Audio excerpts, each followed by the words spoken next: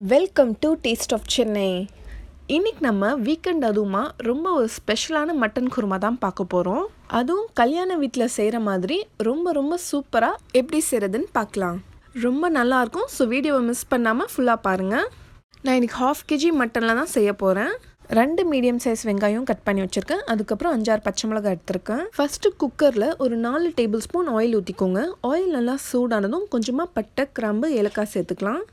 அது நல்லா பொரிஞ்சு வந்ததும் இப்போ நம்ம வெங்காயம், பச்சை மிளகாய் சேர்த்துக்கலாம்.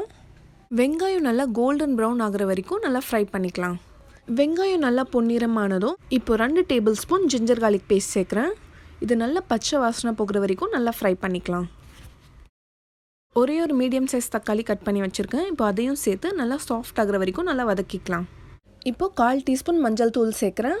அதுக்கப்புறம் 1 டேபிள் ஸ்பூன் மிளகாய் தூள். ஏன்னா நம்ம பச்சை மிளகாய் அதிகமாக போட்டிருக்கோம், ஸோ மிளகாய் தூள் கம்மியாக சேர்க்கணும். இப்போது கொஞ்சமாக கொத்தமல்லி தழை சேர்க்குறேன். லாஸ்ட்டாக கொஞ்சம் சேர்க்கணும். இப்போது மசாலா ஸ்மெல்லாம் நல்லா போனதுக்கப்புறம் இப்போது நம்ம மட்டனை சேர்த்துக்கலாம்.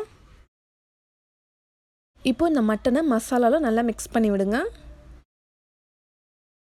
இப்போது 2 டேபிள் ஸ்பூன் மல்லிப்பொடி சேர்க்குறேன். இப்போது இதையும் நல்லா மிக்ஸ் பண்ணி விடுங்க. தேவையான அளவு உப்பு சேர்த்துக்கலாம். இப்போ இதை நம்ம ஒரு 10 மினிட்ஸ்க்கு நல்லா வதக்கணும். இந்த மசாலா நல்லா ஃப்ரை ஆக இந்த குழம்பு நல்லா டேஸ்ட்டாக வரும். ஸோ நம்ம டைம் எடுத்து நல்லா வதக்கணுங்க. அப்போ தான் குழம்பு ரொம்ப ருசியாக இருக்கும். இப்போ கொஞ்சமாக புதினா இலையும் சேர்த்து நல்லா வதக்கிக்கோங்க.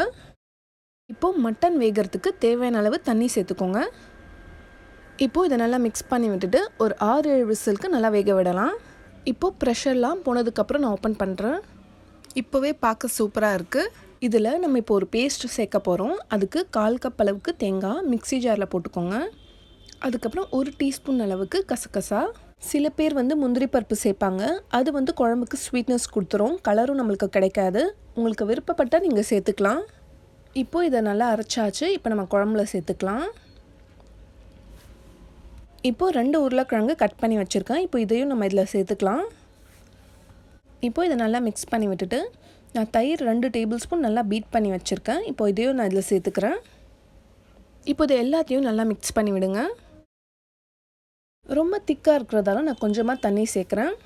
இப்போது உருளைக்கிழங்கு வேகிறதுக்காக நான் க்ளோஸ் பண்ணிவிட்டு 2 விசிலுக்கு மட்டும் வைக்கிறேன். இப்போது ப்ரெஷர்லாம் போனதுக்கப்புறம் நான் ஓப்பன் பண்ணுறேன். இப்போ பாருங்கள், வாவ் எவ்வளோ சூப்பராக வந்திருக்கு. இப்போ கொஞ்சமாக கொத்தமல்லி, புதினா நான் சேர்க்குறேன். ஒரு 2 மினிட்ஸ்க்கு அப்படியே சிம்மில் வச்சுருங்க. ரொம்ப திக்காக இருக்கிற மாதிரி இருந்துச்சுன்னா கொஞ்சமாக தண்ணி ஊற்றிக்கோங்க. இப்போ நம்ம ரொம்ப சுவையான கல்யாண வீட்டு கறி குழம்பு ரெடி ஆகிடுச்சு. இதுக்கு best combination ghee rice. White rice கூடயும் ரொம்ப நல்லாயிருக்கும். அது மட்டும் இல்லைங்க, இட்லி, தோசை, சப்பாத்தி, பரோட்டா, இடியாப்பம் எல்லாத்துக்குமே செம காம்பினேஷன். சான்ஸே இல்லை, ரொம்ப சூப்பராக இருக்கும். இந்த வீக்கெண்டில் நீங்களும் ட்ரை பண்ணிவிட்டு எப்படி வந்துச்சுன்னு சொல்லி எனக்கு ஃபீட்பேக் சொல்லுங்கள். என்னோடய ரெசிபீஸ்லாம் உங்களுக்கு பிடிச்சிருந்தா எங்கள் சேனல் டேஸ்ட் ஆஃப் சென்னையை சப்ஸ்கிரைப் பண்ணிவிட்டு அப்படியே லைக் பண்ணிவிட்டு மற்றவங்களுக்கும் ஷேர் பண்ணிக்கோங்க. நாளைக்கும் இதே மாதிரி வேற ஒரு இன்ட்ரெஸ்டிங்கான ரெசிபியில் சந்திப்போம். தேங்க்யூ ஸோ மச் ஃபார் வாட்சிங்.